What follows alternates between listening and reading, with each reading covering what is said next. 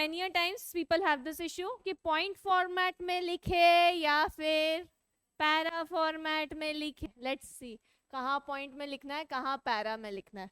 अगर क्वेश्चन बहुत ज्यादा डायरेक्ट है, आपके पास टाइम कम है, क्वेश्चन डायरेक्ट है, स्पेशली साइंस टेक के क्वेश्चंस, ज्योग्राफी के क्वेश्चंस, ऐसे कुछ क्वेश्चंस है, तो फिर क्या करना पड़ेगा, पॉइंट्स. डायमेंशंस दिखाने हैं तो क्या करना पड़ेगा, फ्लो चार्ट्स या फिर पॉइंट्स. Yes, okay. तो मतलब यही, जैसे see this is also a kind of flow chart. यहाँ पे पॉइंट्स ही लिखे गए, but rather than just writing them in one line, it is written with a heading and then you just add it. तो आप अपने इसमें answer writing में भी यही कर सकते हो. आपने यहाँ पे एक हेडिंग लिख दी और उसी हेडिंग के नीचे ऐसे पॉइंट्स लिख दिए. So rather than looking like a normal pointing, it looks like some kind of diagram or flow chart or something. Okay?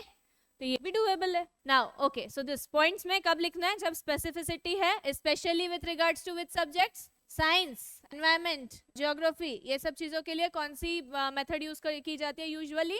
Points. ठीक है? Clear? Okay. It will save you time as well as space. कि कितने marker question के लिए कितने points लिखने चाहिए. ठीक है? 10 मार्कर है, कितना, तो 10 में से आप इतने मार्क्स हटा दीजिए. कितने कितने बचते हैं, मिनिमम कितने पॉइंट्स होने चाहिए आपके आंसर में, 8 मिनिमम. ठीक है? तो अब क्वेश्चन में सब पार्ट्स भी होंगे, तो सब पार्ट्स के हिसाब से यू कैन डू दिस. एक सब पार्ट के 4 पॉइंट, दूसरे सब पार्ट के 4 point, as easy as that. सब पार्ट के अंदर में आप पॉइंट्स के अंदर में और एग्जांपल लिख रहे हो, कुछ और पॉइंट्स ऐड कर रहे हो, that is your outlook. 15 marker में you should remember there are at least 3 sub questions, 12 by 3, approximately 4 on each heading and approximately 4 on each heading. एक हेडिंग के अंदर कितने पॉइंट्स होने चाहिए, एटलीस्ट 4 विद एग्जांपल्स. ये समझ में आया कितने पॉइंट्स लिखने हैं. एक और चीज कर सकते हो, जैसे बहुत ज्यादा अगर पॉइंट्स है आपके पास, प्रो और कॉन दिखाना या कुछ दिखाना है, तो सीधे क्या करोगे, यहाँ एक चीज लिखी, यहाँ एक दूसरी चीज लिखी, यहाँ चीज लिखी, उसका काउंटर लिखा, यहाँ चीज लिखी, उसका काउंटर लिखा. यहाँ कितने पॉइंट्स हो गए आपके, 6. बट ये पॉइंट्स 6 गिने जाएंगे क्या, नहीं. ये उनको भी समझ में आता है कि सिर्फ आप इतना सा लिख के आगे नहीं बढ़ सकते, तो इसको ये 3 और यहाँ के 3, ऐसे 6 पॉइंट्स काउंट करने की जगह इसको कितना काउंट कर लिया जाएगा, 4. एक नॉर्मल चीज. तो ये मत सोचना कि आपने 6 पॉइंट लिखे, क्योंकि आपने पूरा पूरा नहीं लिखा. इसीलिए ये भी बोला जाता है जब आपको पॉइंट्स लिखने होते हैं तो ऐसा सिर्फ पॉइंट लिख दिया और आगे बढ़ गए, ऐसा नहीं होता है. आपके जो पेपर्स है वो कौन से टाइप के, एस्से टाइप. तो ये सिर्फ पॉइंट लिखा और आगे बढ़ दिए में, चलो पॉइंट लिख दिया तो एटलीस्ट उसके साथ एक एग्जाम्पल लिख दो, तो इट वुड बी जस्टिफाइड. आपने पॉइंट दिया, खोखला नहीं देना है. It should not be void, it should have some base, it should not be baseless. Point दिया तो उसको सब्सटेंशिएट करना पड़ता है with the help of facts, figures, data, example, anything, something, कुछ डालो, करंट अफेयर्स डाल दो. कभी ना घर जाके श्रुति मैम के पेपर्स देखना, श्रुति शर्मा रैंक 1, तो you will see that almost her point में एग्जाम्पल दिया है. That is what makes rank 1 rank 1. Same goes with Anudeep दुरी शेट्टी रैंक 1, उनके भी पेपर्स देखो.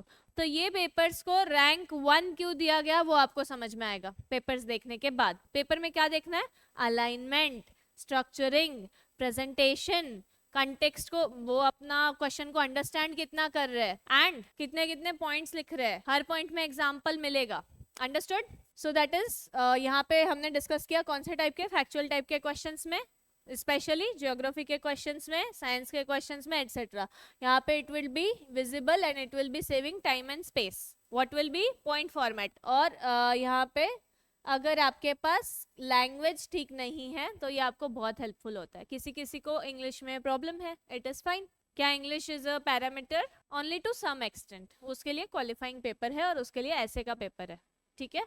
But What do you have to do कि अगर नहीं हो पा रहा है, इंग्लिश में नहीं सेंटेंस बन पा रहे, पॉइंट लिखो, एग्जांपल लिखो, आगे बढ़ो, justified. Now comes the paragraph format. अब ऐसा होता है जहां पे भी आपको आर्ग्यूमेंट्स देने हैं, वहां पे कौन सी चीज हेल्प करेगी, पैराग्राफ. या usually it is helpful in terms of society में या फिर गवर्नेंस में आपको कभी कभी आर्ग्यूमेंट्स देने पड़ते हैं. इन आर्ग्यूमेंट्स को देने के लिए सिर्फ एक पॉइंट में आपका आर्ग्यूमेंट नहीं आ जाएगा, आपको कुछ समझाना पड़ेगा, कुछ एक्सप्लेन करना पड़ेगा, तो उसके लिए पैराग्राफ फॉर्मेट. ओके.